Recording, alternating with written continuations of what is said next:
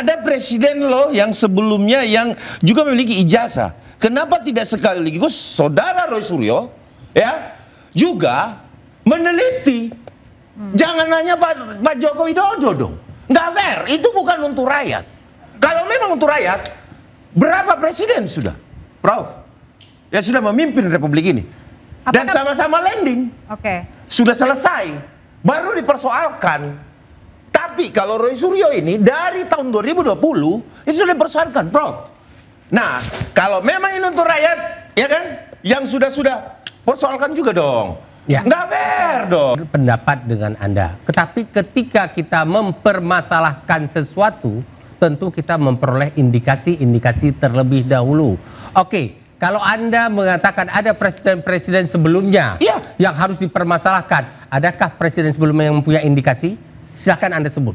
Gimana Bang? Apakah silakan sebut. Agar Anda kembali diinterupsi pemirsa, saya langsung ke Bang Bona. Bang, banyak yang menilai bahwa kasus ini seperti dipaksakan, khususnya ketika mempersangkakan Roy Suryo CS. Tanggapan Anda seperti apa? Baik, makasih. Memang saya juga kita kan seperti kata teman-teman sudah mulai jenuh ya. Tapi kan saya datang waktu itu dengan teori-teori kebijakan publiknya, berhasil mendapatkan spesimen otentik dari KPU, ya, fotokopi terlegalisir dari tahun 2005, 2010, 2012, 2014, 2019. Artinya ini menjadi semangat baru untuk pembuktian. Karena apa? Ya, kalau berangkat dari sisi publik, kita nggak harus menghadirkan ijazah asli. Bang, saya dapat bisikan bahwa ini kita akan breaking news terlebih dahulu. Kita akan jeda Bang sebentar, kita akan saksikan breaking news berikut ini pemirsa.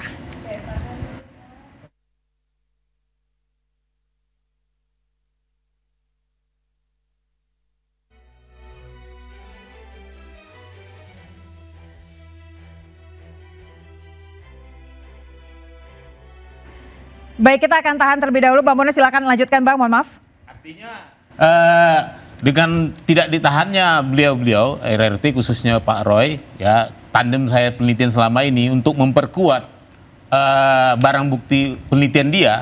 Karena kan kita sama-sama tahu Denny bahwa mereka itu menganalisis ijazah fotokopi berwarna yang diupload oleh Bang Dian Sandi. Nah, belakangan ini tidak terkonfirmasi karena ketika Bang Dian Sandi bilang bukan itu. Namun begitu kita dapat spesimen dari KPU ternyata itu. Jadi artinya barang yang bahan yang diteliti oleh RRT ini menjadi dokumen sekunder, bahkan primer kalau kita melihat dari cerita KPU yang belum menyerahkannya ke Andri. Seandainya KPU menyerahkan dokumen ke Andri, ijazah otentik, ya bisa jadi ke KPU tinggal. Bang terus kasih Pak. Bentar ya, sebentar. Menjadi bahan bukti seperti itu. Baik. Tanggapan Anda, Bang Freddy, tadi Anda sudah sempat mau. Iya, terima kasih. Saya lebih dulu akan menanggapi dari Bang Nasrullah. Beliau ini guru saya. Ya, dulu saya lupa ngajar apa, tapi saya mau komentari dari sistem peradilan pidana, Bang. Sistem peradilan pidana kita kan udah jelas di KUHP itu penyidik itu mempunyai kewenangan. Penyelidik melakukan kewenangannya menemukan peristiwa pidana. Kemudian setelah ditemukan peristiwa pidana, ini diatur undang-undang KUHP loh. Kemudian ditingkatkan menjadi penyidikan. Penyidikan terus dikumpulkan alat bukti segala macam sampai ditemukan tersangkanya. Makanya kemarin diumumkan tersangka. Itu kewenangan penyidik. Setelah melalui banyak proses gitu ya. Itu kewenangan penyidik. Dan itu tidak boleh dinafikan kewenangan itu dengan argumen, dengan analisa bahwa dibuktikan dulu. Nah, saya kemudian nanti berlanjut ke sistem peradilan pidana berikutnya. Ini P21 berkas lengkap akan dilakukan dakwaan oleh JPU, kemudian nanti dituntut, hakim yang akan memvonis. Hakimlah memvonis. Bang Nasrullah udah mengatakan ini boleh bersamaan. Baik di dalam proses persidangan itu nanti itu diberi kesempatan semua pihak di situ. Pembelaan tentu nanti barang bukti yang katakan ijazah Pak Jokowi yang udah ditahan itu nanti akan oleh melalui jaksa penuntut umum akan diperlihatkan kepada majelis, kepada para pihak, kepada Pak Jokowi, nanti bisa ditanyakan di situ, ini benar punya Anda, nanti UGM dan lain-lain yang sudah tentu diperiksa di penyidikan itu. Ahli-ahli juga di situ. Nah, saya mau kasih analogi, ya ada misalnya begini. Ini nih sederhana, sebetulnya yang saya maksud adalah sederhana, kasus ini benar-benar sederhana, pencemaran nama baik, fitnah ini udah banyak contohnya kasusnya. Nah, misalnya adalah tokoh publik, ya saya maki-maki itu orang, saya tuduh dia, mohon maaf nih, ya kalau dia pejabat misalnya saya tuduh Anda koruptor atau Anda pemerkosa, saya bilang begitu, Anda pedofil, ya apakah saya, ya tidak bisa diproses berdasarkan kewenangan penyidik tadi, atau mesti dibuktikan dulu bahwa dia itu pedofil? Oke. Itu analoginya, gitu loh. Kan nggak seperti itu. Tentu di dalam proses penyelidikan dan penyidikan, ya fakta-faktanya diverifikasi dong. Pada saat itu bagaimana? Bener nggak? Time-nya bener nggak? Misalnya cerita pedofil ini ternyata dia di Amerika atau di mana. Kemudian saksi-saksi sama dengan ijazah ini. Ya UGM yang mengeluarkan, bener nggak kamu keluarin? Kan begitu. Ada barangnya ada. KPU pernah nggak kamu?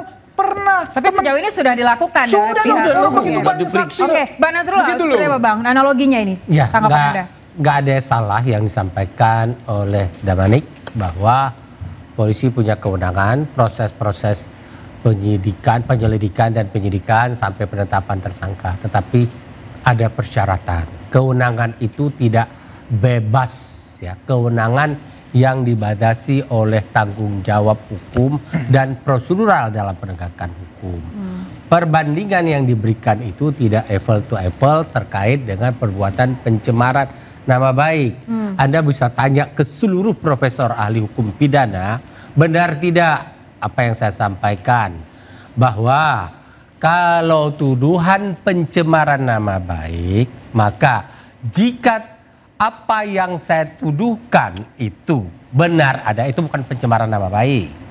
Nah, tapi kalau terbukti bahwa apa yang saya tuduhkan itu keliru, maka baru saya dapat dianggap mencemarkan nama baik. Mengenai mekanisme tuduhan pembuktian, apa yang saya tuduhkan itu benar atau tidak, ada dua mekanisme. Pertama, saya menuduh baju kamu palsu. Saya bisa menghadirkan bukti-bukti, ini buktinya. Tapi kalau saya nggak bisa menghadirkan karena saya tidak punya akses, maka kamulah yang membuktikan bahwa baju kamu asli. Nah, itulah kamu sebagai orang yang punya hak membela diri bahwa nama kamu dicemarkan. Tapi saya punya hak untuk tidak mau membuktikan itu.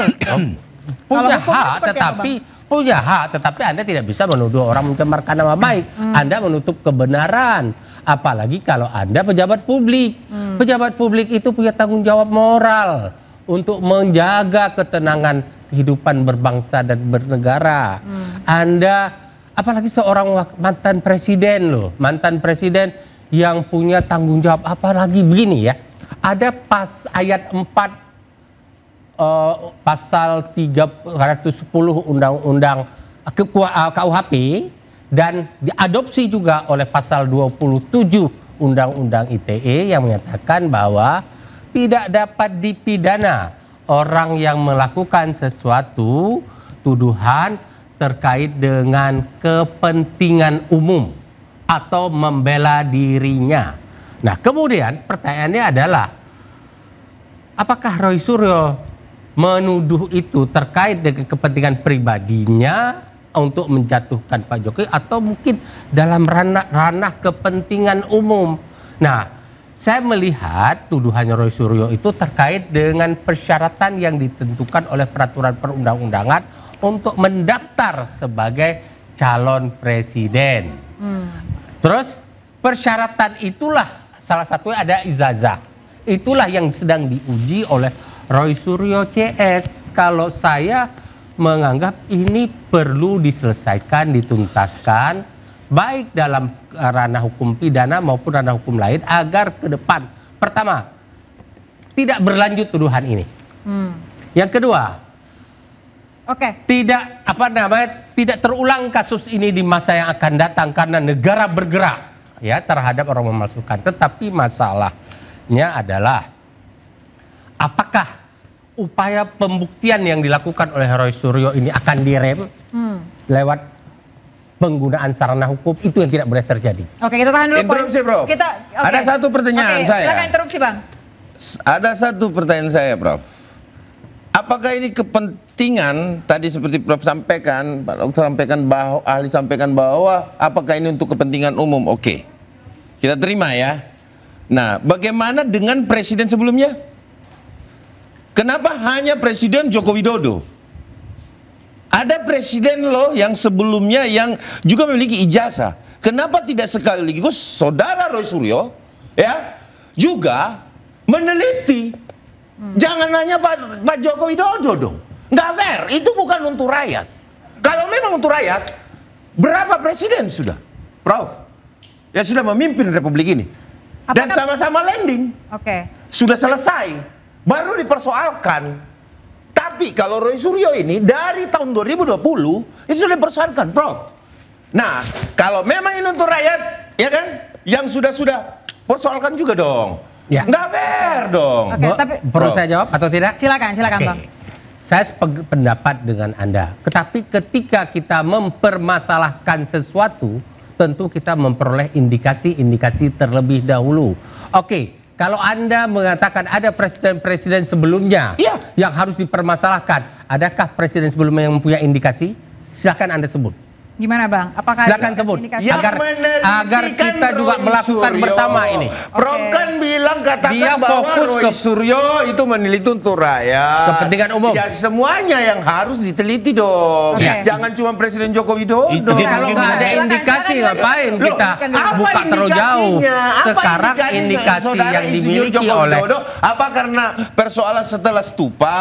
Oke. Ya kan? Sebentar, mungkin selesaikan dulu, Bang Kan Nasrullah. itu persoalannya. Sebentar, selesaikan dulu Bang Nasrullah tadi Oke, maksudnya seperti apa? indikasi yang disampaikan oleh Roy Suryo sebagaimana statement dia Ya. bahwa pertama gelar Dr. Andes atau insinyur, kemudian ada yang menyatakan pembuatan ijazahnya itu ada yang sampai mengatakan kampus, maaf ya, ini istilah-istilah yang digunakan oleh para itu ya, Iya. kampus pramuka dan segala macam.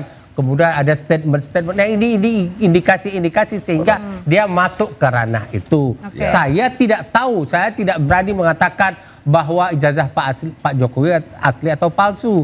Yang harus dilakukan ketika ada tuduhan kayak begitu, tinggal Pak Jokowi, ini ijazah saya, duduk bersama, Anda periksa kemanapun. Oke. Lakukan pemeriksaan. Ngapain sampai putra-putra terbaik bangsa harus masuk penjara? Mau Oke. 100 orang lagi? Baik, saya ke Bang Setelah Ade Roy dulu. Suryo CS, apakah akan ada Roy Suryo berikutnya Saya lagi? izin, Oke, saya ke Itulah negara Bang kita. Ade dulu sebentar untuk mengklarifikasi tadi Bang. Tadi berarti artinya Anda punya prasangka bahwa ada kepentingan di balik ini. Tentu. Jadi gini, pasca selesai putusan pidana stupa, ya, ini harus dipahami historinya gitu loh. Pasca selesai itu timbullah rasa kebencian itu. Pidana stupa, Ya kan? maaf, pidana stupa itu Roy Suryo yang dihukum. Iya dong. Oke, Roy Suryo. Tapi respon Tifa. Sebentar. Kan Bapak berbicara kepentingan saudara Roy.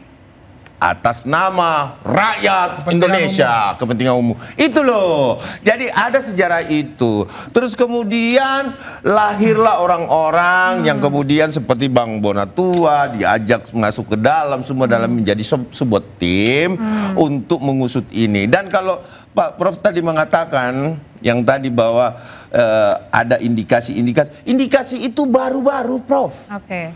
Bukan 2020, Prof. Itu Oke. pada saat Oke. digalinya.